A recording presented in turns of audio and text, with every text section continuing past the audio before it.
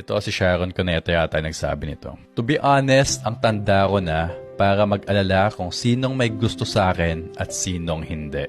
I have better things to do. If you love me, I love you back. If you support me, I got you. Pero kung hate mo ako, okay lang.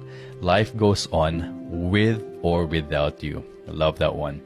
Na-realize ko, mas importante ang peace of mind kesa pilitin yung sarili ko para lang magpasaya ng lahat. Kasi kahit anong gawin mo, may masasabi at masasabi pa rin ang tao. So bakit ko pa kailangan mag-adjust para sa kanila? At this point in life, gusto ko na lang ng mga totoong tao sa paligid ko. No drama, no fake support, just real connections. Kung magka-vibe tayo, ayos. Kung hindi, that's okay then. I'm done stressing over things and people na walang ambag sa buhay ko. Bro...